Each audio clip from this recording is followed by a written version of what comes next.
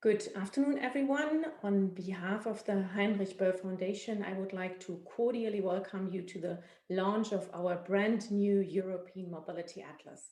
Hello to everyone following our event from Facebook and Instagram Live, YouTube and Twitter. My name is Eva van der Rakt. I am the director of the Brussels office of the Heinrich-Böll-Stiftung, the German Green Political Foundation.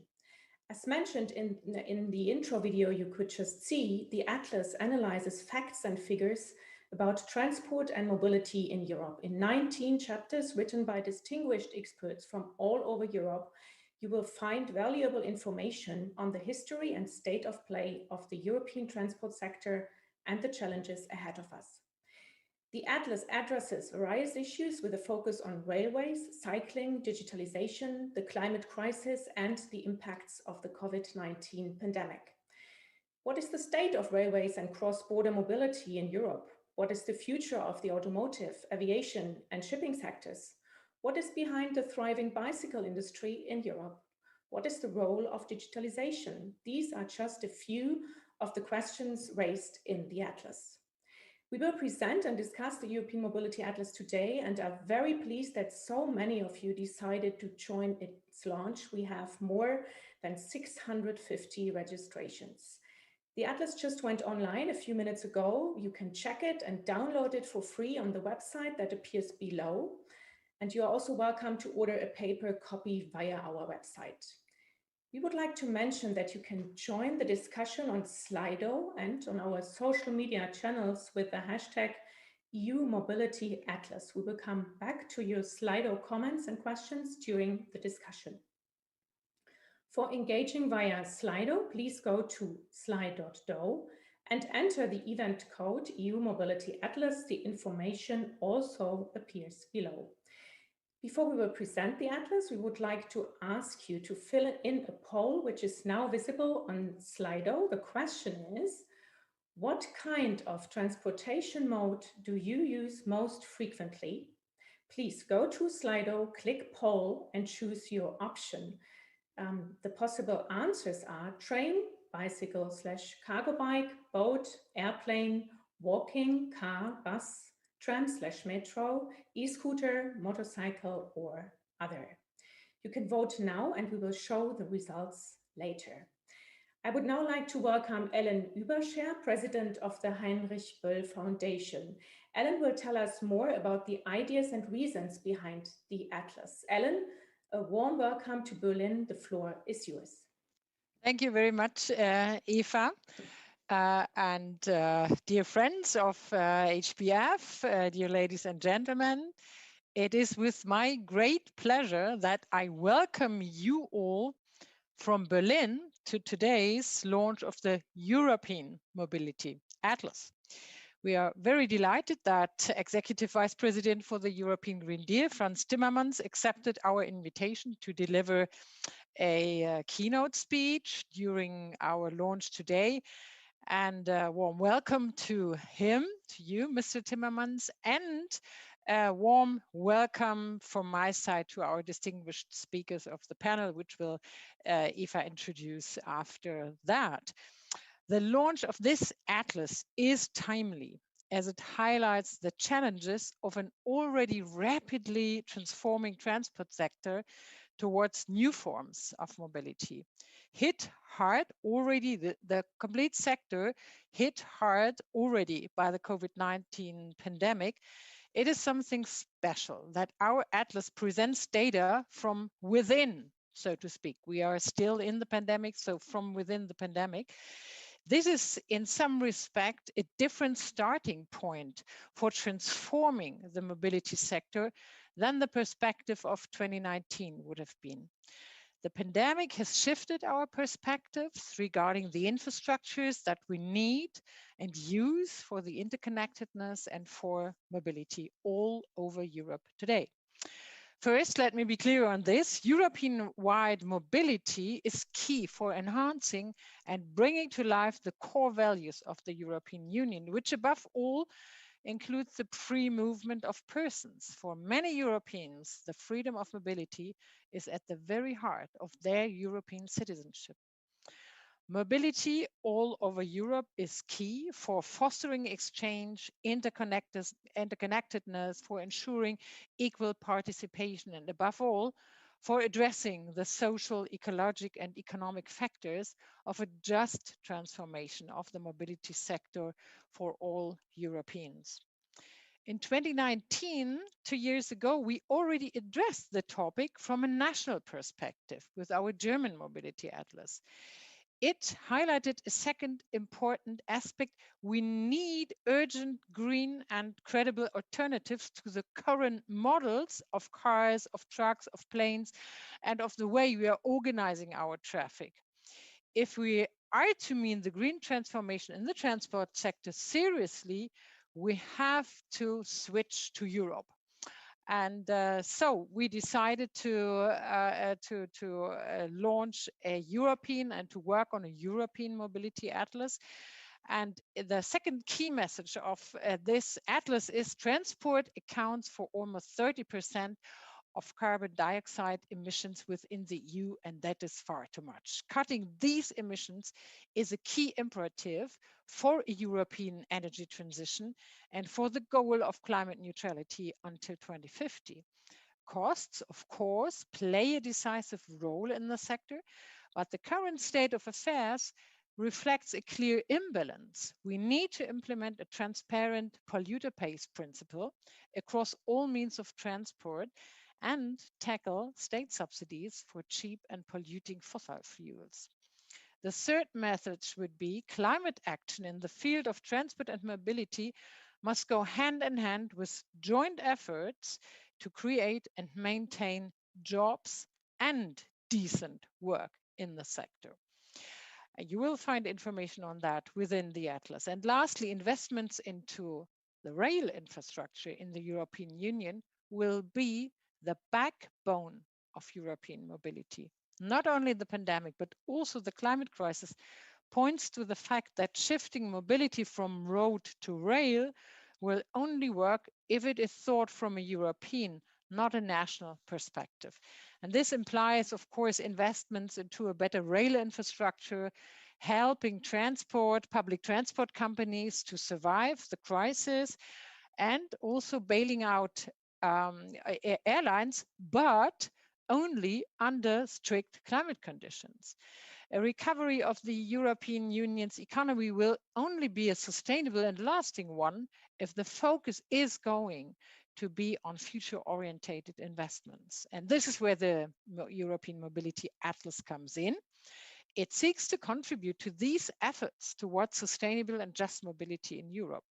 For example, the efforts of enhancing digitalization and mobility as a service are a key lever to provide more accessible mobility solutions for citizens with an integrated approach, linking public and private transport, linking urban and rural areas, as well as tackling the so-called last mile challenge. In this regard, we as a Green Political Foundation very much welcome the European Green Deal, of course, and the Recovery and Resilience Facility as the overarching instruments to tackle the climate crisis while simultaneously restructuring our economies. And seen from a climate policy perspective, transport is part of the EU's effort sharing regulation and will indeed very much depend on our shared efforts if we can deliver the transition we need so urgently. So let me, at this point, thank very much the two chief executive editors, Martin Keim, our head of the program of European Energy Transition, of our Böll Foundation's office in Brussels, and Philip Czerny for their excellent work and efforts in devising and compiling this atlas. And of course, you will now hear more from them. But with this, back to Eva van der Rakt. Yeah, thank you very much, Ellen. And well, one of the chief executive editors will now present the different chapters of the European Mobility Atlas. I am very pleased to introduce my dear colleague, Martin Keim. Ellen already mentioned, he is head of the European Energy Transition Program at our Brussels office. Martin, we are very much looking forward to learn more about the main issues and findings of the Atlas. The floor is yours. Yeah, thank you very much, Eva. Thank you very much, Ellen, for this warm welcome. Also, good afternoon to everyone, dear friends and colleagues. I'm very, very happy today to present the final European Mobility Atlas that we have worked on for now over a year, and it's with great pleasure that I'll walk you through this with a quick presentation. As has been said before, the Atlas is now officially online, so if you can check on the website that's indicated in the screen right now, you can download the PDF. So let's jump right into it. Next slide, please. What is the Atlas all about? A couple of goals we wanted to address, a couple of things we wanted to do with this project are basically, first of all, to assess what is on the ground, what is happening, and not only what is happening, but have a critical perspective on mobility and on the status quo of mobility, but also look at it from a historic perspective. How did certain things develop, and how could we raise awareness about infrastructure and policy gaps, and in that sense, push further decarbonization efforts? So these two goals were the two main perspectives at the beginning, and then obviously the way forward needs something that has positive message. So best practice examples was one of the key goals to this project as well. And as you can see in the screen right now, the European Mobility Atlas actually consists of two elements. One is the Atlas publication itself, and one down there you can see a map, which is a folding map. So if you order the printed version, you will receive a folding map, which you can pin on your wall. It's actually relatively big. So you will find a lot of sustainable mobility projects within the folding map, highlighting, for instance, night trains, but also sustainable tourism projects, industries that are in regional diversity sector all over across the European Union. And with that, the last goal is also connected, which is basically an overarching one, which is to provide fact-based recommendations, actually really going from assessing what is on the ground, looking at the facts, and then trying to shape what sustainable mobility can mean. But now, without further ado, let's actually look into the Atlas. What is in the Atlas? Next slide, please. The Atlas itself, we would build it in three sections that could basically become our pillars for sustainable mobility. The first one, next slide, please. First one would be railways. As been said before, railways for us is really the backbone of the sustainable mobility in the European Union.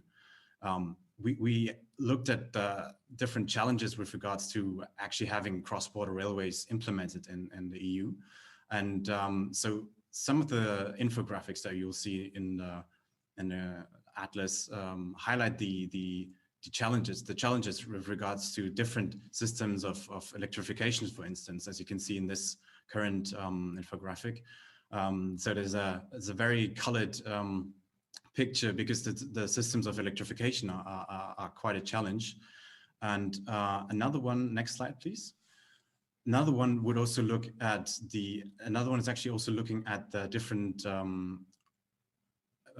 openness of the markets. So that means as railway systems, as you can imagine, really much were linked to path dependency and national history. It's a challenge to have a liberalized market within the European Union. So these are other challenges we look at, and we try to point these out. So once again, I like to stress this as 2021. Next slide, please. As 21 is the European Year of Rail, we also really want to create this momentum and really would like to stress that the use of public transport and trains in that respect being at the forefront is key to reduce climate emissions and CO2 emissions, and to achieve climate mitigation at a faster pace, which is much needed at the moment. So next slide, please. And the second pillar I was mentioning is cycling. We have dedicated a whole range of articles to cycling, as we think it is one of the key pillars, especially for mobility, that is linked to more urban regions, but also in terms of how do we shift from car to other means of transport in an eco-friendly way and in a way that's enjoyable. So with this example, we can also have a great look at sustainable pardon? No, okay, no, it's just a sound blur. You could also have a good example of the idea of having on the one hand maps, European maps that that will be filled with a lot of data, and dividing them up into different regions, and on the other hand having best practices examples. So in this particular example, you'll see in the background an example of Copenhagen as being a best practice for cycling infrastructure, which is quite comprehensive and goes to a great length, helps to reduce CO2 emissions, and also obviously is, as the infrastructure is built in a quite safe way, the way forward when it comes to improving road safety and encouraging people to stay off the cars. So infrastructure is key in that sense. Next slide, please. So as we also highlighted already, one of the missions of this atlas is also to look at the diversity of the mobility and transport industries in the EU, because one of the first reactions to transport and one of the first ideas that comes to mind is obviously a car, but the automotive sector is not the only industry that is booming. And so we have this article on cycling industries in the European Union, and we are very proud of that one. Also comparing it to what it actually means in terms of actual numbers. What is the sales number of e-bikes? What is the role of cargo bikes in that sense as well? These are topics that we are dealing with in the atlas. Next slide, please. Another third one, coming back to our three main missions, so to say, for our sustainable mobility projects, is digitalization. So digitalization here is obviously something that has been very much integrated into our lives already. Almost everyone that is listening and watching right now is using a smartphone, and I'm sure that many people have joined via mobility apps, and the challenge now is to make them accessible to all, because obviously there's many, but there's not all who can use these apps. There's still a challenge of linking the apps together in a smart way, so you can actually book a different means of transport with one single app. There are, however, concrete examples for that, and we also look into that in the atlas. In this case, it is Finland, which will provide as a best practice example, operating with open data to achieve a better linkage between different mobility and transport means. Next slide, please. But digitalization goes also further. It's not only about smart apps and people being connected. It's about also getting everyone from cities to rural areas in the other way. By that I mean the different options of smart mobility and smart mobility services is quite abundant in cities, and still has to improve a lot when it comes to actually looking at this infamous last mile problem, where if you have a connecting flight and train and there's a last mile you need to get, and so linking these elements is kind of a challenge, and the European level should in that sense also look at the way to set the right framework for this. Next slide, please. As I highlighted a couple of examples for our three main ideas for sustainable mobility, now let's look also at opportunities and challenges which come along with society and technology when it comes to a kind of mobility transition we would favor here, because obviously there are challenges. A big one being stating the obvious here, next slide, please, being the COVID-19 pandemic. COVID-19 has shifted all of our behaviors in terms of mobility, what kind of transport means we use. It has shifted the way we think about public transport. Many people got back to their car, mainly for safety reasons. And you can also see that in one of the infographics in the Atlas, which is now displayed at the left-hand side. So you could see the different streams, this one being about data of 2020.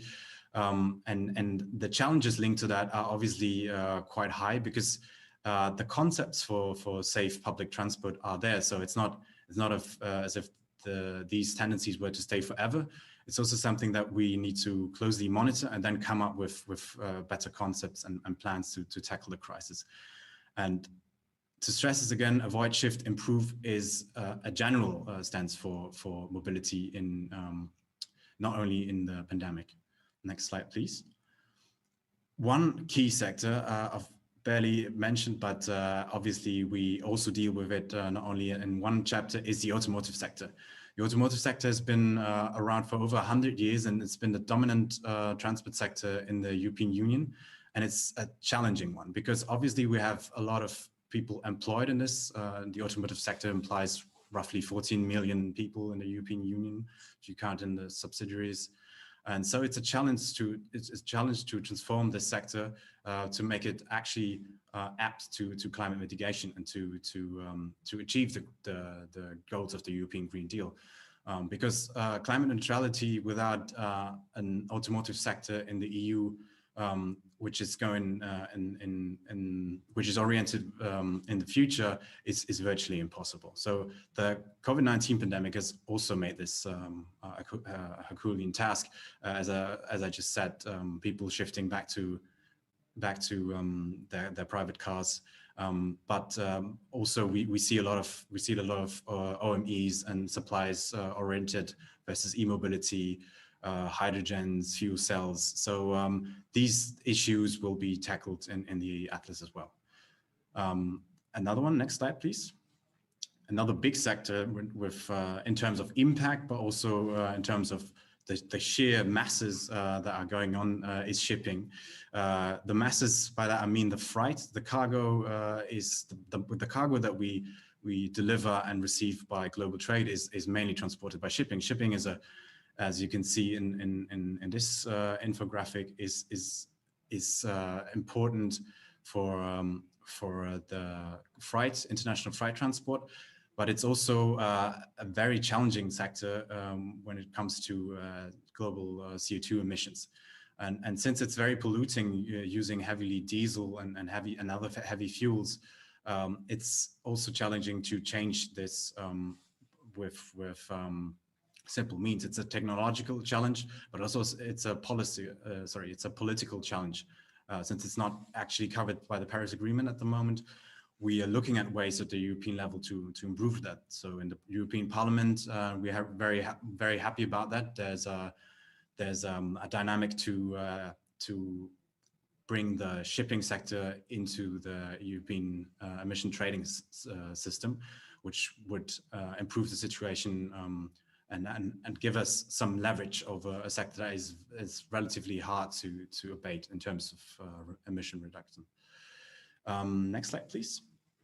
As I mentioned, societal challenges, and I briefly also spoke about the automotive sector in terms of employment, but we also look at this from various angles. I mentioned the cycling industry. In this chapter, in the infographic you see on the left now, we look at truck drivers, we look at cabotage and the challenges in this respect, because it's easy to lay out the rules if they are not actually implemented in a way and enforced in a way that EU decision makers think of them. So that's a key challenge, and we try to address it as well in the Atlas. Obviously, next slide, please.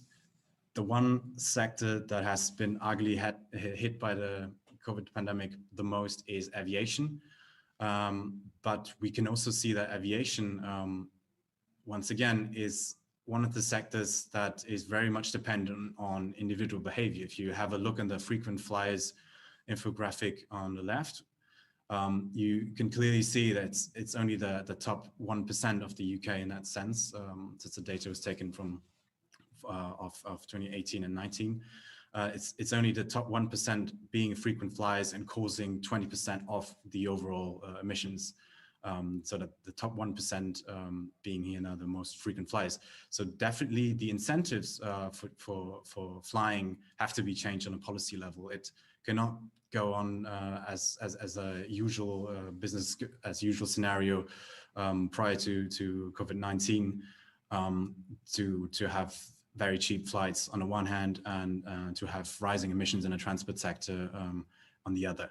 So it's a real challenge once again, obviously, because aviation is also a big sector of employment. So the bailouts that were issued by the governments and the European institutions have to be balanced in that sense.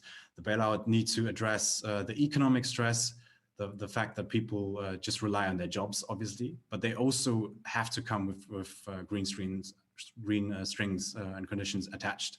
We can only transform if we actually have this ambition. Next slide, please. Linked to aviation is tourism, which was now also obviously hard hit in 2020, and we also look into a year that is likely to improve, but for the moment, for the time being, also looks very much the same as last year, meaning that tourism dropped a lot on a global scale, but also the European Union being one of the main destinations of international tourism, it obviously dropped a lot for the EU. And so sustainable tourism is already something that is that can be seen in various best practices also on our map, but we need to stress that the way forth can only mean that the incentives for mass tourism are actually changed. Next slide, please. So the future of mobility, being the last chapter, not only for me in my presentation here, but also in the Atlas. For us, the future of mobility is many things, but it's definitely something that is going the way of interlinking mobility and making it attractive for everyone. The future of mobility is combining accessibility and climate-friendly means of transport. And the European framework in that is obviously essential. We said that the backbone of sustainable mobility in Europe are trains, but I think the backbone are also Europeans. European citizens are actually in charge of the European mobility, and I think, without further ado, next slide, please. I wanted to ask you to have a quick look at the 12 brief lessons, which will give you a good overview of the political stance of the European Mobility Atlas in a nutshell. You will have the facts and figures in all the articles. And now next slide, please. And now I only leave you with the following words: be part of the change, take your seat in the conversation. And I'm very happy to look forward to the discussion now. So next slide, please. So thanks very much again. And I'd like to stress at this moment, a big thank you for everybody who was involved in this project. Thank you very much for all the authors who have been terrific with their expertise and their articles. Thank you very much for the infographic team. It was a great chunk of work. I think I can proudly say that, but it was also quite a lot of fun. So thank you very much. And also thank you very much, Philip Czerny, who's been the other chief executive editor and who without whom this project would have not been possible in the same way. So thanks a lot, and over to you, Eva.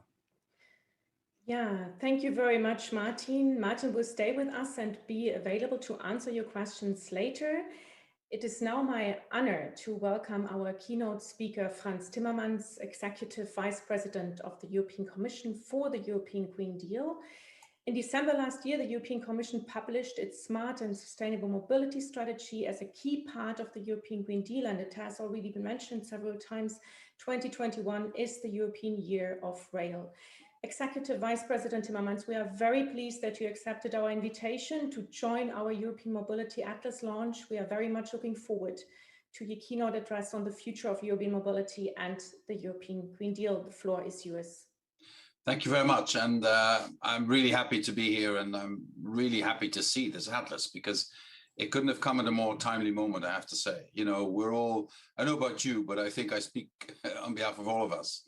If we all suffer from missing our loved ones who live somewhere else, we miss connecting with friends, we miss simply moving around, I personally miss a lot the places that are dear to me. In my own country, I'm now stuck in Brussels all the time.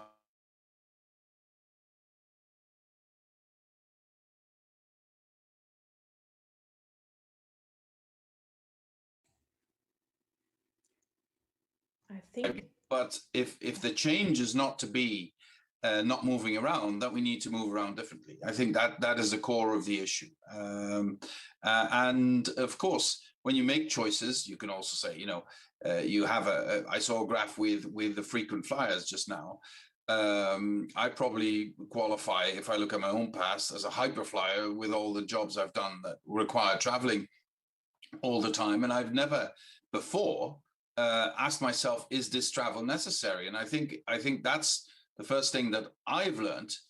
We can all make that just a judgment. It doesn't mean, you know, reducing the quality of our lives, but just say, is this travel necessary? And then once you say, okay, I need to do this travel, by which means? And then I think the Atlas is so incredibly useful, because it shows to what extent air travel has a much bigger carbon footprint than many other forms of travel. And this might help inform citizens and help them make the right choices in their mobility mix.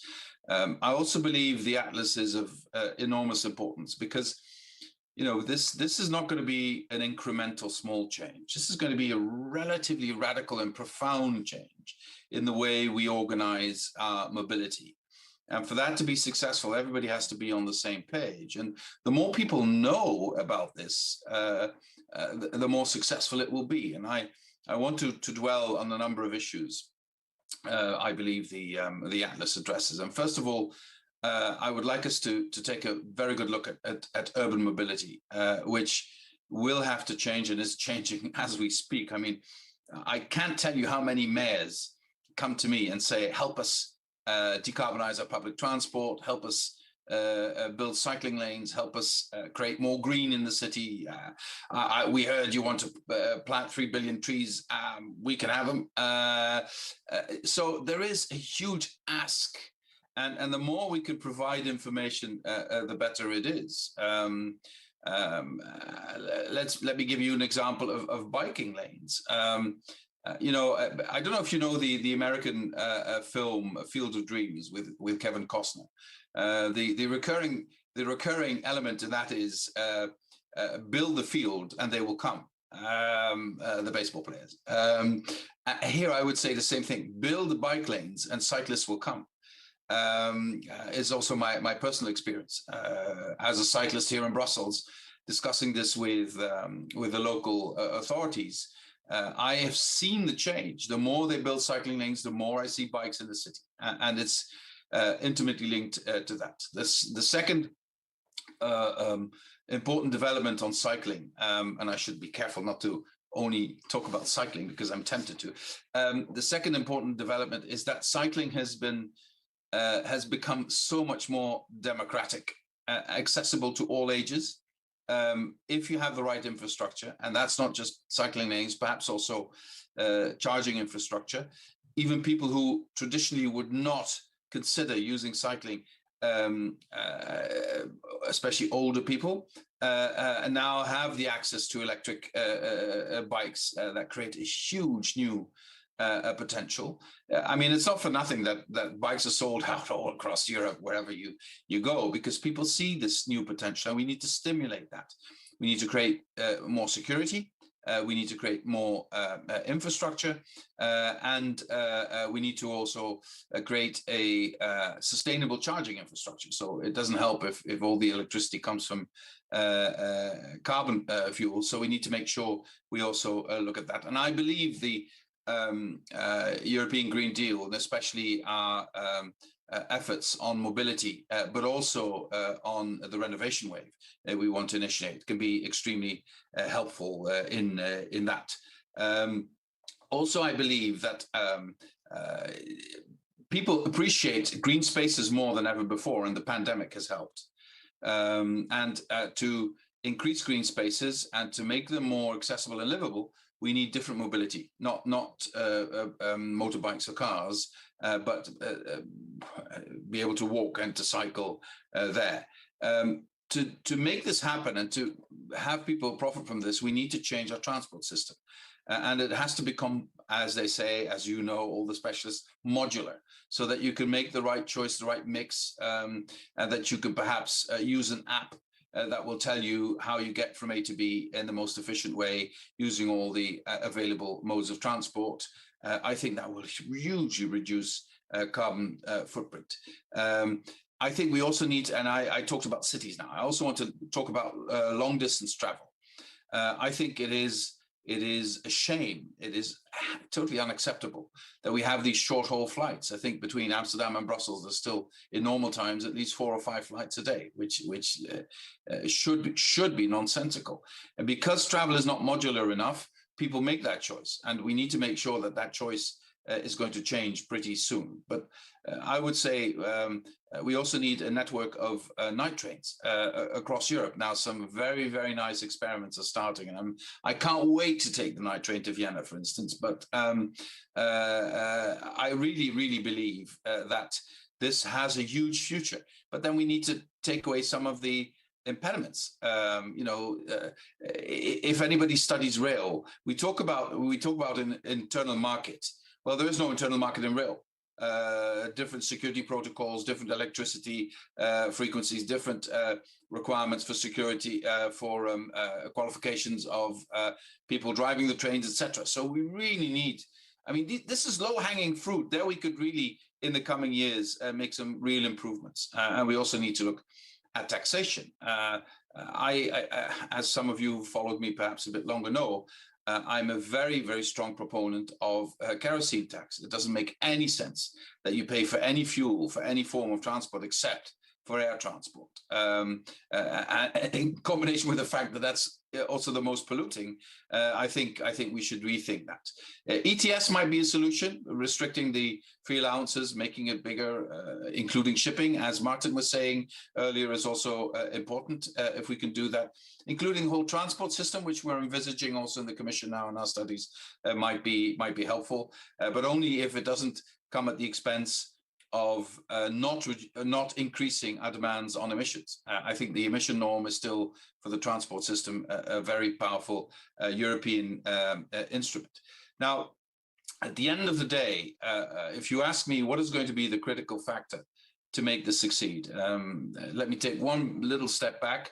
The reason why I'm insisting so much on transport is because in our analysis of how do we get to minus 55 in 10 years' time in terms of emissions compared to 1990, there are 3 sectors where it's particularly challenging, to put it mildly.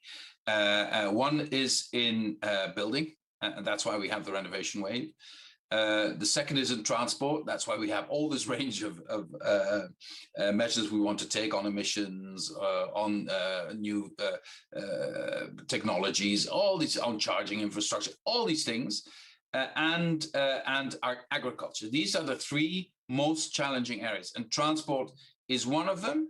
And transport, probably more than anything else, has so many facets that need to be addressed in conjunction with each other, and also has one element where we have to be extremely careful. The one thing that could, derail, no pun intended, the Green Deal is the reality, or even the impression, that this is something for well-to-do Tesla driving tofu eaters.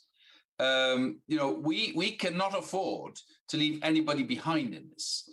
And you know that if you look at how people spend their incomes, in the 3 areas I mentioned, building, transport, food, agriculture, the poorer you are, the greater part of your income is spent on just moving around, just living somewhere and just eating. So we have to be extremely careful and make sure that this transition is a just transition.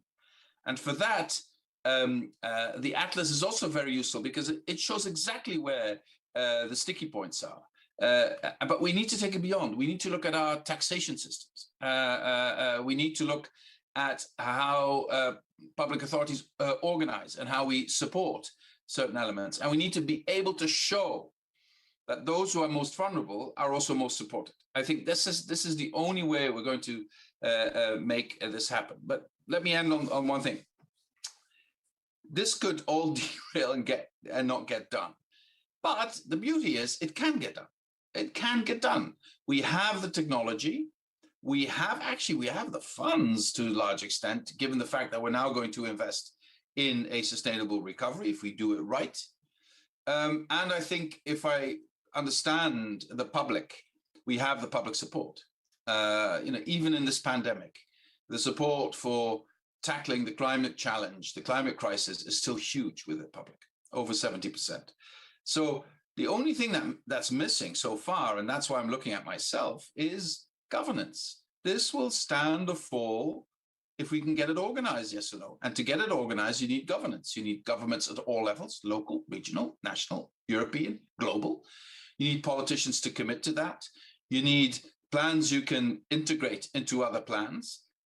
So it's a policy challenge more than anything else. And as soon as we understand this, and as soon as we get together on this and learn from each other best practices, we can get this done. So once again, to the Heinrich-Böll-Stiftung, thank you so much for an atlas that's going to be extremely useful for us to be successful in making this, well, tectonic shift in the way we as citizens move around and in the way we also move stuff around we need for our economy and our livelihood. Thank you very, very much. Thank you very much for joining us and this great keynote. It's very nice that you still have a few minutes to stay with us, and I would like to follow up on the last thought of you. And the Atlas actually shows that it took until the late 80s to make transport part of EU policy. Since then, steps have been taken towards a more ambitious transport policy, but however, reluctance in EU member states to enforce the rules keeps being one of the biggest obstacles. You mentioned that it's really important to focus on governance. Governments have to implement, the local level has to implement. So how should this obstacle be addressed, that there is still a lot of reluctance? Well, I think we need to understand, and this applies to the Green Deal at large in all sectors. We have to also reinvent governance. I mean, this sounds terribly complicated. It is, but there's no other way. There is no longer something you can decide on a global level and then it will sort of trickle down to the local level. This is going to be moving in all directions at the same time. Wonderful innovations will be found at local level or at regional level. Some things will be thought out at UN level, others at EU level, others at member state level. And I think the real bottleneck, especially if you think in terms of investments that are going to be unleashed in the recovery phase because of what we've agreed at the European level, I fear most, how should I put this in a kind way? I fear most that at the nation state level, at the central government level, the wish to have a full span of control is going to slow down our ability to act as quickly as we should.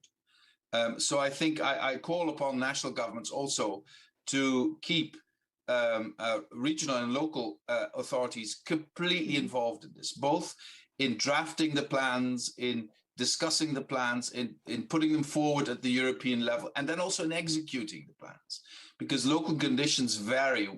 You know, it's determined by geography, by history, by the economic situation, by the social composition, and we need to be versatile enough to make sure that what we think at the national or the European level is useful is actually compatible with local circumstances, and only local people can tell us that. Well, thank you very much. I would like to ask you another question. Thanks to the initiative of the European Commission, 2021 is the European Year of Rail. I think we should stress that. And what are your hopes and expectations in this regard? What has to happen concretely in 2021 to make the year a success? Well, first of all, I think we need a couple of really symbolic, very important initiatives to materialize immediately. And I think night trains are the perfect example of something that we can show that works. Secondly, I think we can learn from some of the early innovators in this sector. I would really like to use ÖBB, the Austrian railroads, as an example of how you can develop modular forms of transport. Of course, it's not a very big territory, and it's a very, very rich country with a highly developed rail system. But they did some really remarkable things in terms of their technological developments, infrastructural developments, but also in their pricing to make it much more interesting. And then you have to find the optimum between pricing and occupancy of your trains.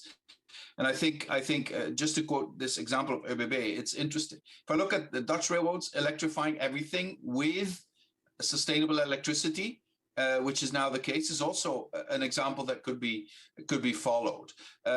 In areas where rail is not electrified and will not be electrified, you could consider shifting to hydrogen-driven trains, which is something that's happening in the north of the Netherlands, for instance. We could also learn from Switzerland, Austria's neighbor, where also some really remarkable innovations have been adopted, even if that's not the EU. So I think we can learn from each other. High-speed rail needs a huge new push.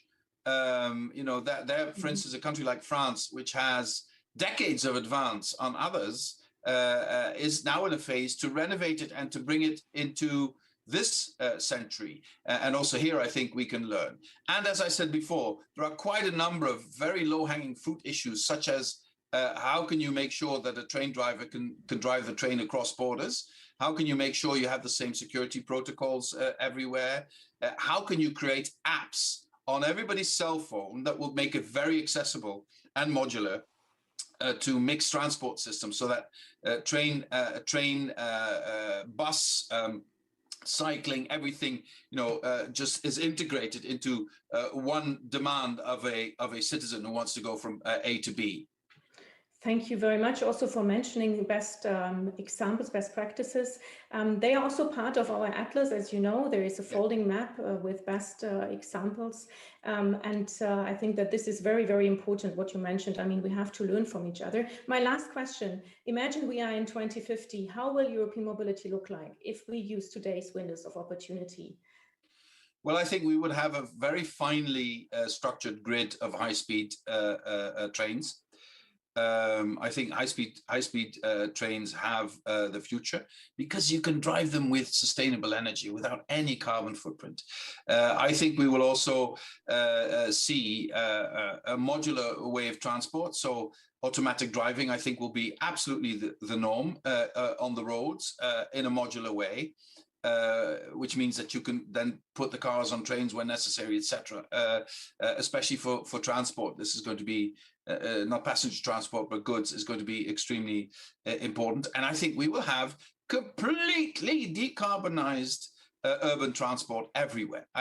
There's no doubt in my mind that is going to happen with a lot of cycling, and our cities will be so much greener, which means we will no longer have 400,000 Europeans dying prematurely every year because of bad air quality, and we will have huge opportunities for cycling and walking in our cities.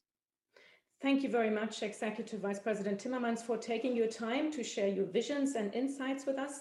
We are looking forward to future exchange and cooperation with the European Commission towards a just and sustainable mobility in Europe. Have a nice day, and thank you again for joining us. Again, congratulations. This atlas is a beautiful thing. Thank you very much. Thank you very much. Thank you.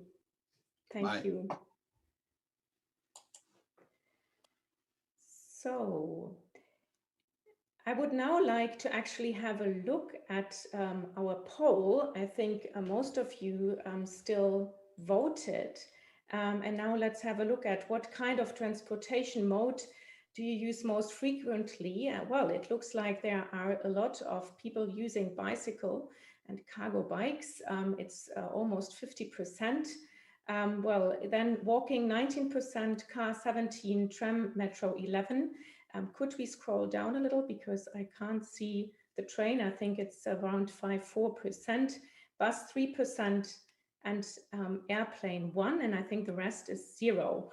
Okay, so thank you very much. I think that this gives actually a very, very good impression also for our discussion, which will follow now. We will now discuss transport and mobility with key policymakers and stakeholders. Please allow me to introduce the speakers of our panel. Leonore Gewessler is Federal Minister for Climate Action, Environment, Energy, Mobility, Innovation and Technology of Austria. Leonore is convinced that the European Green Deal is a unique chance for all member states to transform the mobility system in a way that not only makes it efficient and effective, but equally contributes to the climate goals. A warm welcome to Vienna, Leonore. Matthew Baldwin is Deputy Director General for Mobility and Transport at DG Move in the European Commission. Matthew says that our urban mobility in the post-COVID era must be safe as well as sustainable. He hopes the European Year of Rail 2021 will shine a light on one of the most sustainable, innovative and safest transport modes we have. Thank you for joining us, Matthew. Anna Depanay-Grunberg is a member of the Greens European Free Alliance Group in the European Parliament. As rapporteur for the European Year of Rail 2021, she wants to deliver tangible improvements for passengers and goods traveling by rail, including investments in modern and digitalized rail infrastructure. Anna supports improved data sharing and ticketing and, of course, more European night trains. A warm welcome to you, Anna. I guess you are in Brussels. I actually don't know. You will tell us soon. Jill Warren is CEO at the European Cyclist Federation in Brussels. Jill thinks that the main challenge ahead of us is to engineer and enable a radical shift towards more sustainable modes of transport, which also includes a strong focus on active, healthy modes, such as cycling in all parts of Europe. Also a warm welcome to you, Jill. So in the first round of our panel discussions, we would actually like to ask our speakers, what are your main takeaways, your conclusions from the European Mobility Atlas? And I would like to give the floor first to Leonore. Well, thanks a lot, Eva. Thanks a lot also for having me. I'd also like to start with a big congratulation as a long-standing friend of the Heinrich-Böll Foundation in many ways. I've served also on the General Assembly for 8 years. I'm very happy to see this new addition to the Atlas family. And I think it's really an extremely valuable contribution, not only in terms of where are we, what's the status quo of affairs, but also in really mapping out what the challenges are, but also what the benefits are. And what I particularly appreciate is that we don't fall into the trap of looking at separate modes of transportation only, but we really map out the complex field that mobility actually is. So interlinkages with employment questions, with the question of tourism, economic questions, how do we produce, where do we live, how do we move, what's our mobility needs, in order to actually take from there what's needed, what needs to be done in order to make the sector climate compatible. Because of course, I keep talking a lot about how the transport sector is my trouble child in climate policy in Austria, but I think we share it in all over Europe.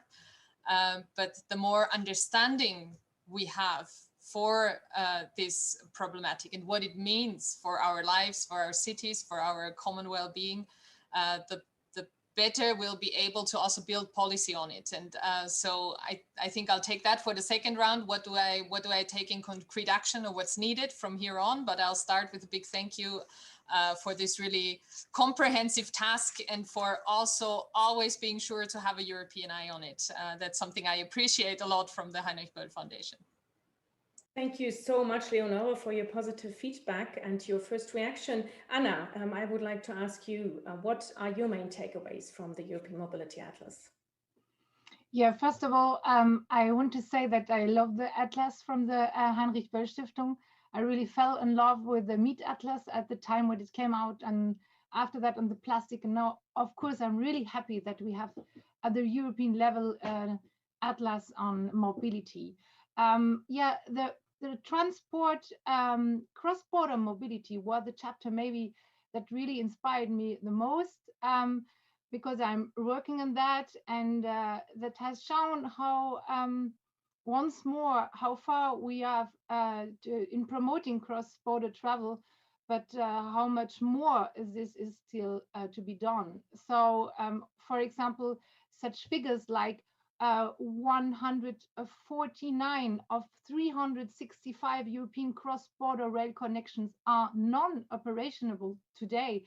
So you can find it in Atlas and really make a thought about what is going to be done. So the Atlas illustrates my huge unused potential, for example, in for regional economies or sustainable tourism or culture. And so we could unlock with the right investments in European rail infrastructure. And if we close these gaps, we will also be able to have more cross-border night trains that we heard it's coming back, and that's wonderful across the European continent, and more capacity to transport goods by rail. So I think really as a rapporteur of the European Year of Rail 21, I had a really rail-focused look, the first look on this atlas, but you can find a lot of good thing about urban transport, about linking even revenue from some toll system to more sustainable way, and all this topic of being more connected and more sustainable. You can find a lot of good figures, and that's really inspiring for my work. Thank you. Thank you very much, Anna. And I would immediately pass the floor to Jill, please. Thank you. It's a fantastic piece of work. My congratulations to Martin and Philip as editors and to all of the contributors.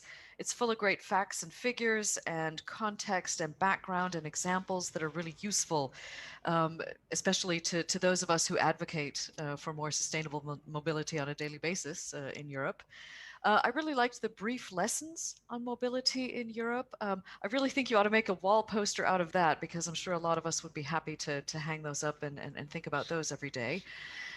One of those lessons that really resonated with me and what ECF does is number 4, the limited available public space should be used more efficiently for cycling, walking, and various forms of public transport, especially in towns and cities.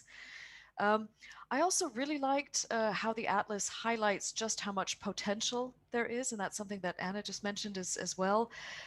So many examples that illustrate the gaps in the potential, like the gap between the use of cars and trains is more than 4,000 billion kilometers wide, 10 times more passengers use road instead of rails. About half of all motorized trips for the transport of goods within European cities could be shifted to bicycles. Huge potential there in the chapter on cargo bikes. One car sharing vehicle can replace up to 20 cars and save precious space. Really just actionable, powerful examples. Also like to quote from the EU Tourism Manifesto Alliance on the pandemic crisis creates a downturn in tourism, but also an opportunity for change and for a new beginning across Europe. We at the ECF see enormous potential for more sustainable cycle tourism across Europe, whether it's using the Eurovelo long distance cycle networks or other cycle routes. So great to see that.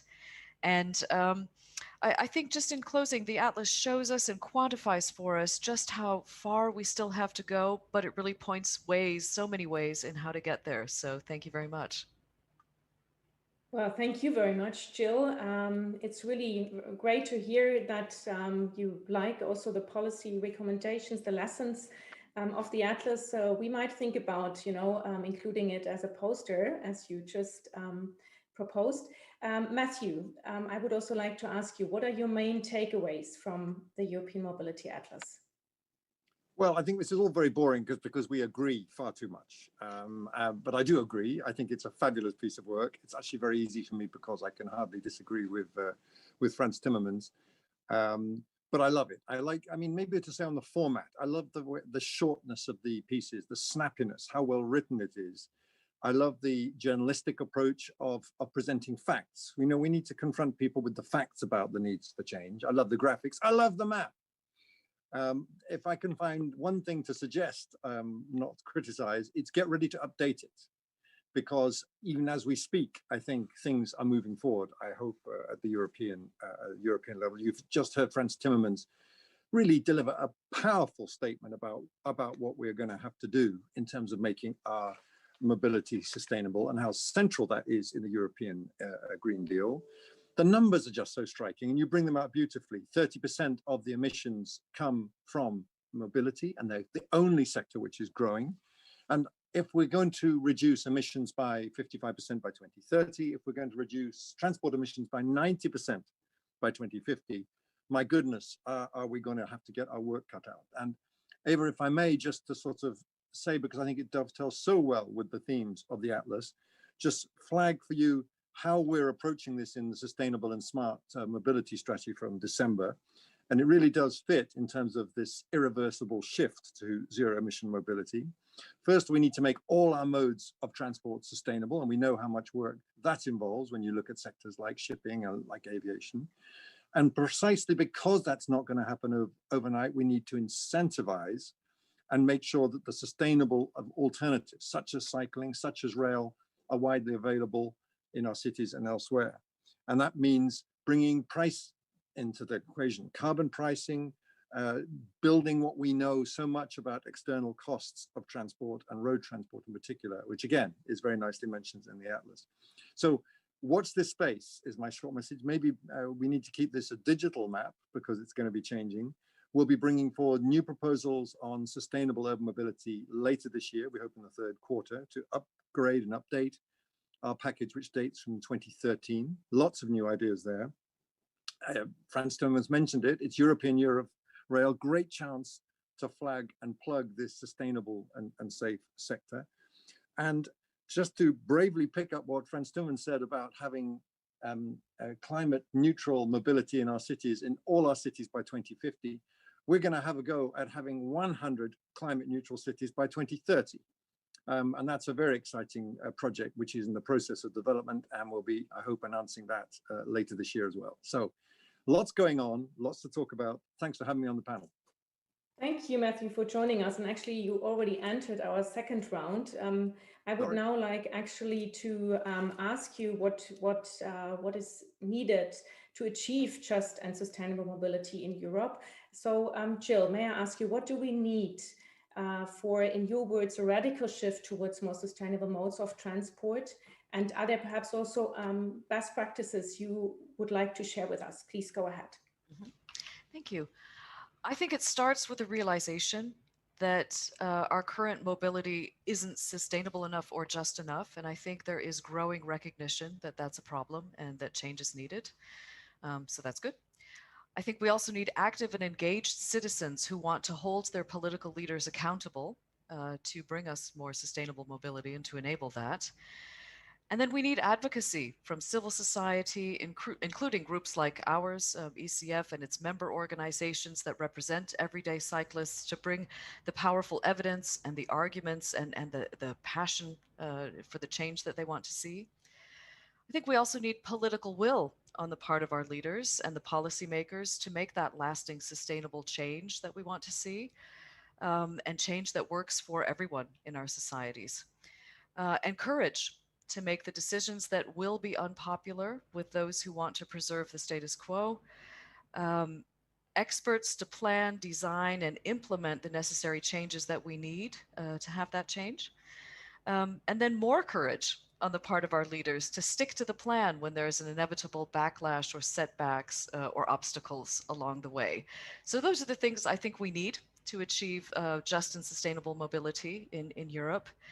And best practices in that regard, I would say, building a powerful case, using the evidence that we've got, show people what it could look like, why it's the right thing to do, where the gaps are, where we want to get to, and then quantifying and demonstrating the benefits and the positive societal impacts that can be brought by for what we advocate for, more and better cycling, but it applies equally to walking and other forms of sustainable mobility.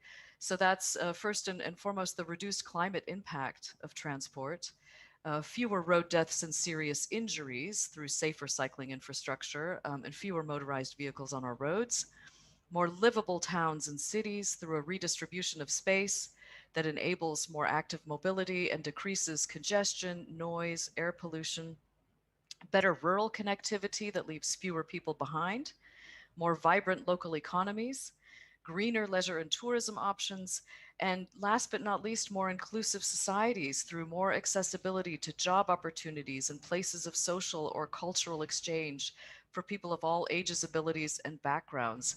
So, and I think in achieving this, another best practice is really building coalitions with other groups and with experts to create a more powerful voice for the change that we want to see. And finally, I would say it's very important to highlight the great success stories, the inspiring examples, the transformations we've seen elsewhere to show what can be done, what has been done, and that it's maybe not quite as difficult or hard as people might think. Thank you. Thank you very much, Jill. Anna, Jill mentioned the need of political will, of courage. What role does the European Parliament play, and what needs to be tackled to achieve just and sustainable mobility in Europe from the perspective of the Greens? Yeah, for just and sustainable mobility, we need two things we can fix with good regulation. We need a lot of other things, like we heard, but at the EU level, firstly, we need fair competition between the different modes of transport. That seems really evident, but at the moment, the rail sector has to pay energy tax and value-added tax as well as track charges. So in a period of Green Deal, nobody can really understand why rail is so disadvantaged and rail tickets sometimes are not really affordable. And the aviation, however, does not have to pay kerosene tax, even though it has a strong negative impact on the climate. So our tax regime and the prices have to reflect the environmental truth in a way. For this, and it would be my second point, we need to understand, to make understandable and to internalize the external costs in terms of carbon emissions, pollution, etc. So as a shadow for the Eurocharging file, I'm currently involved in the negotiation for this new road toll system. And I have to say the council is far away from those positions. So even though we've heard it from Mr. Timmermans, we see that the direction is there and the strength is there, but at the really concrete level, it's really hard to change things. And this EU road toll system would be an excellent opportunity to provide incentives to shift the transport of goods to clean fuels or to cleaner mode of transport, for example, from road to rail. I'm working hard that the revenue from those tolls should then be reinvested in sustainable mobility, for example, strengthening the rail network or deploying digital solutions like ERTMS or automatic coupling. We have a bunch of needs for investigation, but we have to shift this tax system and to make it really in the same way that the goals we have to make the transport more sustainable. So we have a lot to do, and I'm really happy to hear that the civil society want to help us to make this voice really stronger. That's needed too. Thank you very much, Anna. Leonore, how do you address prospects and challenges of a sustainable mobility transition in Austria? And well, Anna already mentioned the council. What needs to be done on EU level, and which role should the Environmental Council play in this regard? Let me explain first that I will speak now from the perspective of someone fighting for this change every single day, not only in the Environmental Council, but also in the Transport Ministers' Council. So I'd like to focus on 4 points. I think what we urgently need and what we luckily have now is a strong framework. And I stick to my point that the Green Deal has the potential to not only be this framework, but to actually be a game changer in the equation, because it's for the first time, even amidst an economic crisis, it's for the first time that we discuss ecology and economy at a somewhat level playing field, at an equal footing. And I think this is really the historic opportunity we have. And that's why it's so important. And it was so important. And that's also why the environmental ministers took a major role in reassuring the Commission that, yes, now it's the time to stick with the Green Deal, because that was always meant as our way into the future, as an economic plan as well as an ecological plan. So strong framework. Second, the proof is in the pudding. And Anna mentioned it already. There is a lot of work ahead for the Commission, because every single directive, every single regulation that we have on the table now needs to be, whether you call it Fit for 55 or you call it ready for the Green Deal, it must be compatible with what we are having in this framework. So there's a couple of obvious things we already know that will be on our table soon. It's the reform of the ETS, inclusion of shipping, stronger inclusion of aviation. It's the CO2 standards for cars, which are a major driving force in decarbonizing road transport. And also that Anna mentioned, it's the question how to go forward with the Eurovignette directive. It's the way we design road tolls in Europe is key to the fact whether our aim of shifting from road to rail remains a headline or it actually goes into practice.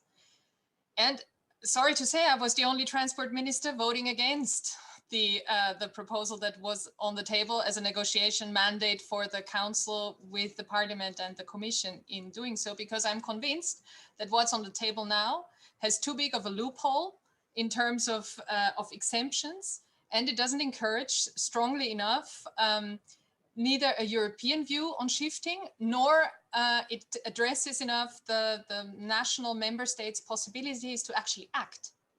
So I think that the proof, if we stick to this framework, will now be on the table every single council, and we need more. I resonate very much with Jill here, more strong voices to actually advocate for that. And so that brings me to my third point, I think, and that's also where it links back to the Atlas. I think what's urgently, what we all need, and it's a daily learning process, yeah, is that we make a mind shift, a shift in our mindsets in terms of how we approach mobility.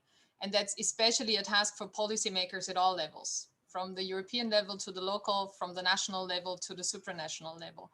We need to not see mobility policy as an end of expanding any single mode of transport. That's not the end in itself of mobility policy. We need to approach it from the side of the needs. What we need to be mobile, and we need to do it climate friendly, because that's the biggest crisis of our times, and we have to find a solution to that. So if we approach it from that side, then we need to make sure that, again, that we link these policy fields. And I think there the Atlas is really a good contribution, because it maps that out so clearly and with a lot of good illustrations and a lot of the interlinkages set up. And so to make a short sidestep to Jill, I totally agree. The most important thing that many of you who are watching now, and many of us who are active simply as citizens, is to be active and engage politically, be part of that debate, raise your voice and organize, and we get this thing going, because I'm sure we can. Which brings me to the fourth point, something that Franz already mentioned. Of course, transport and mobility policy is something that interlinks also many levels of government. So, there is very inspiring examples from cities all around Europe, from communities, also in Austria, in many countries, who really think their communal mobility differently and make it livable what it means, the benefits that a different form of mobility actually has for people, for our everyday lives, for our quality of life. But we need that much more, and we obviously also need that on the national level. There, I agree with Franz. That's but we need it really at all levels. And so, to one concrete example, what we are working on at the moment is a so-called mobility master plan. It sounds is a bit of a not the will not be the final title, but the basic idea is to approach mobility policy exactly from the need side and from the climate side. So starting from a climate budget, starting from also topic we often overlook, the potential of regionally available renewable energy that we have for powering our mobility. And then very concretely from that point on, what does it mean? So what does it mean for avoiding transportation? How can we build on the positive things that we take maybe out of this extremely difficult time of the pandemic? Video conferencing, like we do it now, work from home is here to stay. Yeah, so avoiding, how can we make that a part of our policy, and how can we encourage to think more in this direction? What do we need to actually shift? Which infrastructure? What kind of percentages from road to rail? What's our goal, and how do we achieve it? And then, of course, also the question of improving, but actually make this really a three-step approach, starting from the two questions. We have a need as an economy, as persons, to be mobile, but we have an obligation to make sure that our children and grandchildren can still do that in an intact climate and in an intact nature. And so this is what we are trying to work on during this whole year, because I think one of the most important tasks that policymakers have at this point in time is to provide clarity and direction and perspective. And whatever we can do to help that, I'll be working on that. Thank you so much, Leonore. Well, after listening to Jill, Anna, and Leonore, Matthew, how can the European Commission address their ideas and concerns, and what is needed from your perspective? Well, firstly, by writing down everything I just heard and trying to implement it as quickly as possible. There's so much I want to say, how much I want to agree with what's been said. Really, genuinely, an overused word, inspirational to hear these ideas and solutions being put out there.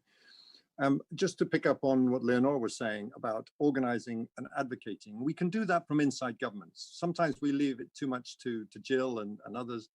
I mean, you're a very good example, if I may say, Minister, of someone who's advocating and organizing for that change from inside your ministry. And your ministry does what it says on the tin. It's not the Ministry for Energy or the Ministry for Transport, it's the Minister for Climate Protection. And that's what this is all about. In two words, Eva, I think we need a really holistic joined up effort. And it's all been said. It's got to be joined up at all levels of government. It's got to generate the data, because if we don't measure it, we can't manage it. We're going to need those coalitions at all levels between the European Cycling Federation and the Austrian government. Why not? I mean, we've got to reach out and make those different connections where they don't yet exist. Secondly, if you think about it from the perspective of a citizen in a town, if we cut CO2 emissions, it doesn't make in and of itself a blind bit of difference to that citizen and their daily lives. So we have to stress the co-benefits. And again, back to the arguments about external costs. If we cut CO2 emissions, we improve our air quality, we reduce our congestion, we can improve the safety that Jill has mentioned of our active mobility users. In short, if we're ready to tackle the elephant in the room, which is our overdependence on the private conventionally fueled car. We can't dodge around that anymore. That is on the table, and we have to tackle it. Third point, if I may, and I'm glad to hear you talk about this in the Stiftung, the need for a just transition. I'm no great expert on energy poverty, but I see it everywhere. If you think about going back to the point about cars and our friends in the Gilets jaunes who protest so vigorously about fairness and justice, well, less than 50% of the households in Brussels have access to a car. I think 2/3 of the poorest neighborhoods, 2/3 of the people in the poorest neighborhoods of Berlin do not have access to a private car. Safety is an equity issue, particularly if you live in the global south. You don't have pavements for where you walk, for where your children walk to school. And that's why you have such high pedestrian casualties. So we have to think holistically again about how we define sustainability, both in terms of justice and in terms of safety. And yes, the taxation, to pick up Anna's points on this. You've seen what we put in our strategy, that we are currently looking at ways to revise the Energy Taxation Directive. We've committed to close all tax loopholes in 2021, looking at all the tax exemptions, including for maritime and aviation fuels. So that's very much a work in progress. And I like what you had to say about road tolling. Yes, we'd love to see more ambition on road tolling. I've never quite understood why in an area dominated by market practices, the road is an area which is exempt from, from road pricing. It doesn't really make any sense. You should pay for what you use. And the last point, and I say this to all the politicians, and of course I'm not one, is let's stick to the plan. It isn't going to be easy. It hasn't been easy so far in COVID, but I think, if I may say, my political masters in the Commission, from President von der Leyen and First Executive Vice President Frans Timmermans, have stuck to the plan when all the smart people were saying, well, of course the Commission's going to have to back off this now because of COVID. We're not backing off. We're redoubling our efforts to deliver, and keep urging us and national governments to stick to the plans, because we have no alternative and we can do it. Thank you. Thank you very much, Matthew. We actually have now time to address the questions from our viewers, and I would like to invite Martin at this point. Martin, there have been two questions for you concerning the Atlas. Have the mobility needs of rural areas been assessed? Public transport is not economically feasible, biking not possible, only option is often the car. And a second one, cyclists and pedestrians run a high risk of being killed in road traffic, as shown by the Atlas. What can the EU do to promote safe walking and cycling? Well, this is a question for you, but I will after that also pose other questions for the panel. So Martin, the floor is now first yours. Please go ahead. Yeah, so thank you for the two questions. So the first one being essentially about the role of how to connect rural areas if there's no other choice with regards to cars. And I think the answer to this is there's many answers. One of the things the Atlas does not do is we want to ban cars by all means. That's not what we're saying. What we're saying is that we will have to find a way to integrate in a very sustainable manner the fact that people rely on cars and the technology behind cars are shifting at the moment. That's a matter of the fact. That's a matter of the markets developing on a global scale. So and Matthew Baldwin has brought this point up with regards to equity and social justice. It's very key that we avoid a situation where yellow vests, the Gilets jaunes in France, have an actual critical impact on as a reflection of bad policies. So we should really make sure that options on the table are still there at the end of the day. And then on the last question, with regards to road safety, I think I would simply invite you to look into the Atlas, because we have dedicated one chapter on road safety in particular. And I think the challenge of infrastructure safety is dealt with in many chapters as a cross sectorial effort. But I really invite you to look at the road safety article. Thank you very much. And I'm now going to read a few questions and would like to ask the speakers of our panel to answer the questions they would like to pick. Well, the first one is, why do we tackle CO2 reduction in every sector separately? A second question, why is diesel so cheap in Austria? I think this question is meant for Leonore. There is a VAT rate for international trains from Germany and Austria. Airlines are VAT exempted. When will it be harmonized, as this is very unfair? And I'm sorry. Yeah, what EU integration without affordable EU aviation? What EU freedom of mobility at large then? and a concern that Euroscepticism would be on the rise. I think that these are the questions I can see for now. One last question. Will there be only an EU co-funding on transport projects if they help us to save the climate? What role will this play in the revision of TEN-T? So please, I would like to give now first the floor to Jill to answer the questions you would like to answer.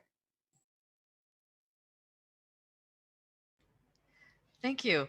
I think I'd like to pick up on that last one, the revision of TEN-T. We would very much like to integrate the Eurovelo long distance cycling route network into the TEN-T with this revision, because we think that that will provide for cheaper building of infrastructure, which will also help with rural connectivity as well as better infrastructure generally where it goes through city nodes, etc. And that's just something we would really like to see in this revision. And I think that might have been the one I picked up on as the one most relevant to cycling out of the questions. So I'll let the other panelists go for the other ones. Yes, thank you very much. So Anna, please go ahead. Yeah, I think it's really important to understand why we are treating the CO2 topics differently in each sector.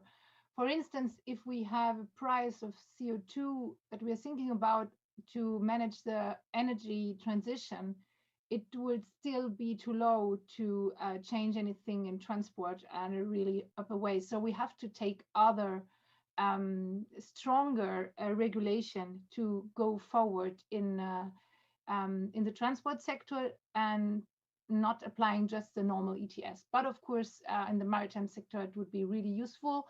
And of course, we have some other instruments, for instance,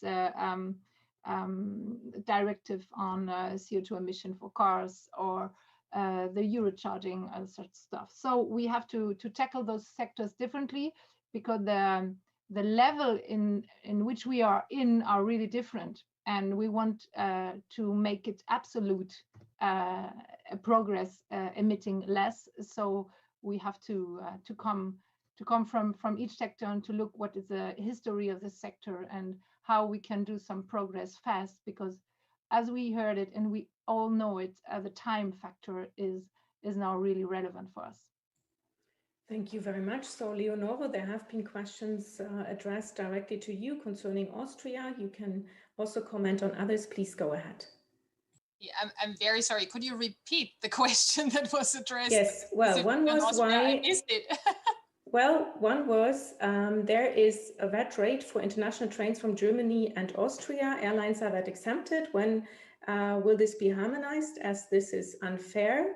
And the other question was, why is diesel so cheap in Austria?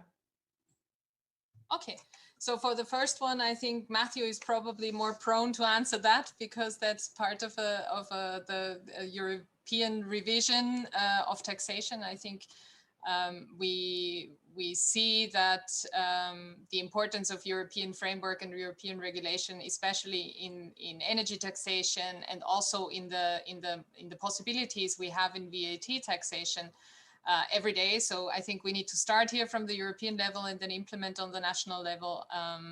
But I think Matthew might comment on that.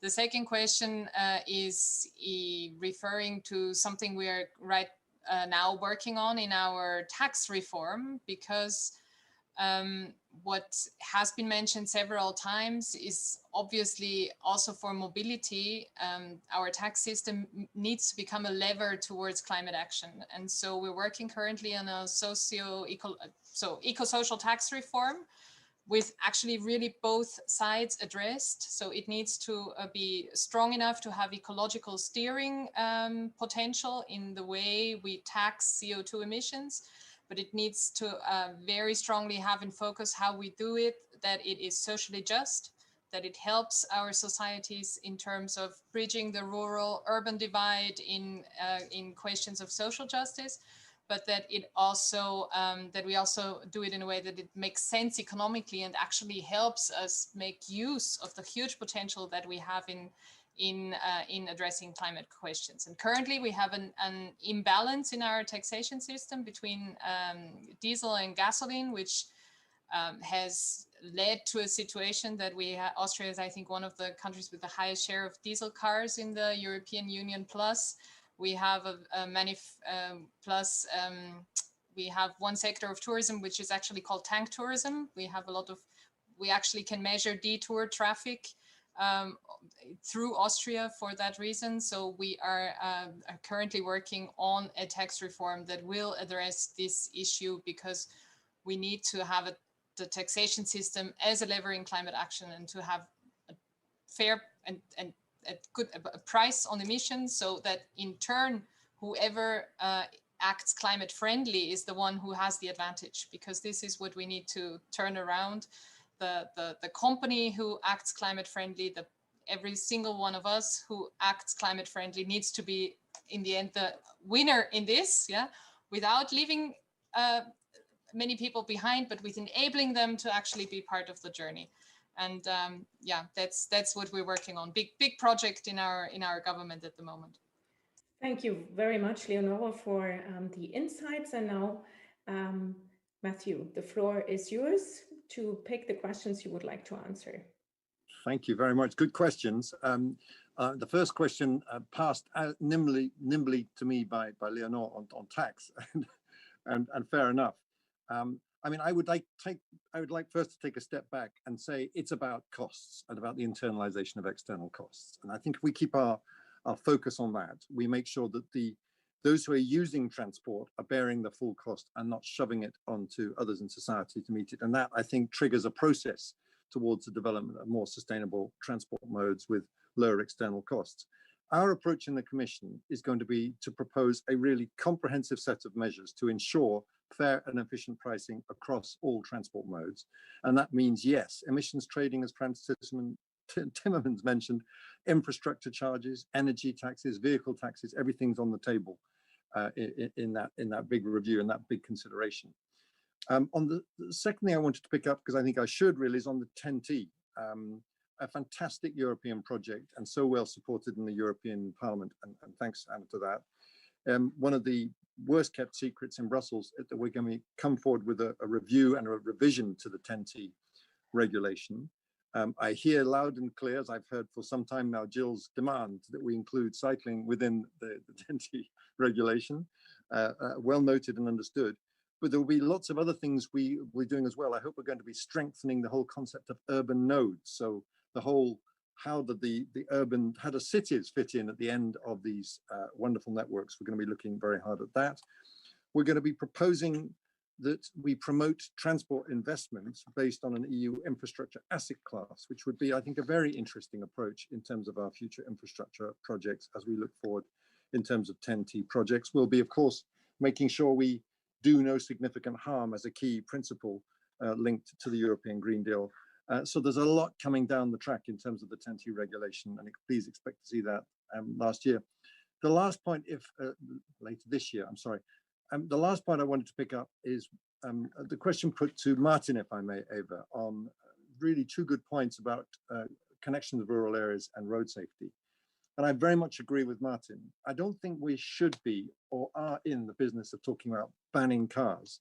That's a clumsy, anger-generating way of tackling the problem. We need to incentivize the use. We need to ensure better road pricing. And I think their overuse will tend to decline. And certainly when you think about the rural areas, it's a long time before the car won't be the still basic use of transport. So how do we connect up rural areas with urban areas? By making it not necessary to drive your car from your rural area into the town, by incentivizing car parks at railway stations, car parks on the edge of towns, so that we can keep cities free of this terrible clogging car traffic unnecessarily, by giving people sustainable alternatives to get into town. And then very briefly, the last point is on the road safety. When we're thinking about the urban side of the question, you can't truly have sustainability without safety. I say that again. And when you look at the people who are dying in our towns and cities in Europe, 70% of them are the vulnerable road users. And it makes sense in a way. We've made it so much safer to drive inside a car. We haven't done enough to protect people outside the car. So that means, yes, we must protect people with segregated infrastructure. We are pledged to double the bike lanes across Europe. You see that in our recent communication. And we need to do so by bringing speeds down as well. I'm sitting proudly in front of my 30km/h speed limit, and that is going to be the focus, I think, of a big global campaign during the course of this year. So much to do, so little time, but looking forward to working on all of this with you. Thank you. Thank you very much, Matthew. And we are actually already at the end of our event, but I would like to pose the question I already posed to Executive Vice President Timmermans. So imagine we are in 2050. How will European mobility look like if we use today's windows of opportunity and if we also tackle the obstacles which are out there? So could you please answer this, try to answer it shortly? And I would like to pass the floor first to Leonora.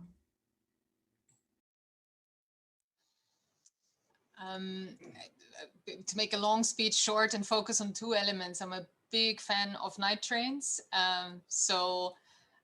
And I think in Europe, there's a huge potential we can tap into, and it's such a comfortable way and such an exciting way of traveling.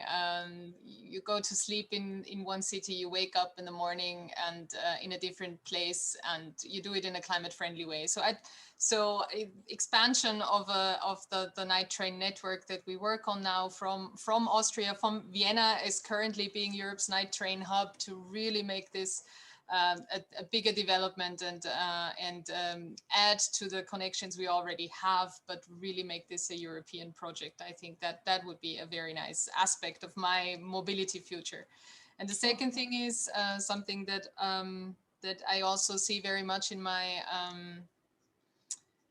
in my immediate also family, the potential of bikes and e-bikes to also address, I would even call it mobility poverty in rural areas, where the second car actually becomes a question of whether I can afford it or not. And the bike and the e-bike gives access to mobility to people who haven't had it yet, and to really tap into that potential of biking.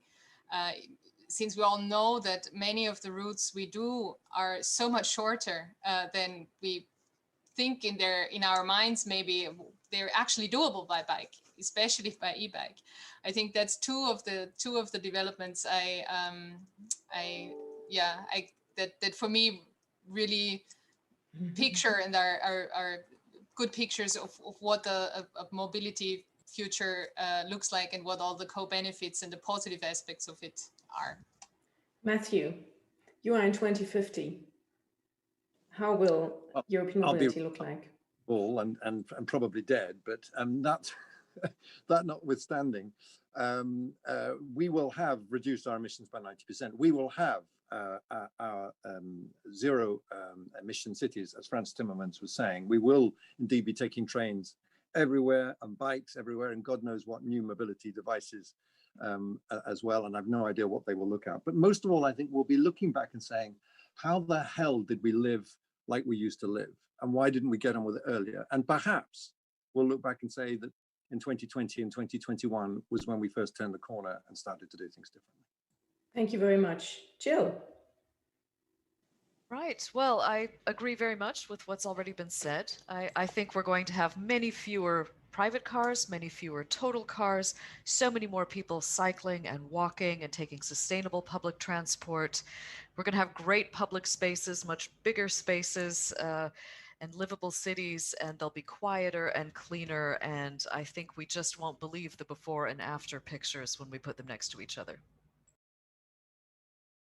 Thank you very much. Anna, what do you think? 2050. What I think, or what I hope, I don't know. Well, you can think and hope at the same time. I think the mobility will be really diverse. So a really mix between low tech and high tech. We cannot imagine now. It will be really normal to have to go buy food, to go by bike, by e-bike, by maybe some stuff we already don't know that it will be. But I think we are going to have a human and nature-friendly mobility. And I think the awareness of being on the way, to be in motion, to be in a travel, will increase after this pandemic, because we are all missing to connect with people. We are really have a really clearer idea what is really meant to be connected with people and what is lacking now. And I think in 2050 we are going to have a look back and see that those years we are in now maybe are really the beginning of a change. So diverse mobility, easy one, affordable and human and nature friendly. Thank you very much, Anna. And last not least, I would also like to ask this question to Martin. Martin, where are we 2050? I'll try to be brief on this one. Ideally, I'd say my kids at that time would take a night train from Brussels, arrive in Germany the next morning at their grandfather's place, take a train to Frankfurt, and then if they have to take a plane to their grandmother's place in Ghana, they would fly in on a plane which is fueled by green hydrogen or synthetic fuel, and that would be a great dream. Thank you so much. I would like to thank our speakers and audience for taking part in the launch of our European Mobility Atlas. Please allow me to remind you that you can download the Atlas unfolding map for free on the website that appears below still. The webpage of our Atlas will also gather related contributions and provide additional information on the future of just and sustainable mobility in Europe. So we are, of course, going to work on this issue in the years to come. Please do not hesitate to order a paper copy via our website and contact us in case of questions. I would like to thank the chief executive editors, Martin Keim and Philip Czerny, once again, and of course the authors for their excellent work. I would also like to thank my colleagues Joan Lanfranco and Anna Tyszczynska for preparing this event. Before saying goodbye, I would like to pass a last important information to all of you. The European Mobility Atlas will be soon available in more languages in cooperation with the Green European Foundation and our international offices in Paris, Warsaw, Prague, and Thessaloniki. We will inform you about further events and also about upcoming language versions. We hope that you will follow us. Thank you for your participation. Have a nice day. Thank you to all speakers again, and goodbye. Sustainable transport and mobility are key to tackle the climate crisis and to achieve the European Green Deal. However, transport today accounts for nearly 30% of the CO2 emissions within the European Union. How can the EU reduce its transport and mobility emissions while connecting citizens, creating green jobs, and leading the innovation in the sector? The new European Mobility Atlas by the Heinrich-Böll-Stiftung analyzes the key facts and figures about transport and mobility in Europe, contributing to the strive towards sustainable and just mobility in our continent. The Atlas covers many transport-related aspects, relying on evidence-based research and highlighting concrete, tangible mobility solutions from across Europe, such as railways, cross-border mobility, and intermodality, the thriving bicycle industry, the boom of cargo bikes, and bike-friendly best practices in Europe, digitalization, automation and new sources of energy, jobs and sustainability of the automotive, aviation and shipping sectors, the impact of COVID-19 and the future of mobility and transport in Europe. Check out the new European Mobility Atlas and shape the debate on transport and mobility in Europe. Be part of the change. Get your free copy now. Find out more on the European Mobility Atlas and related contents on our website.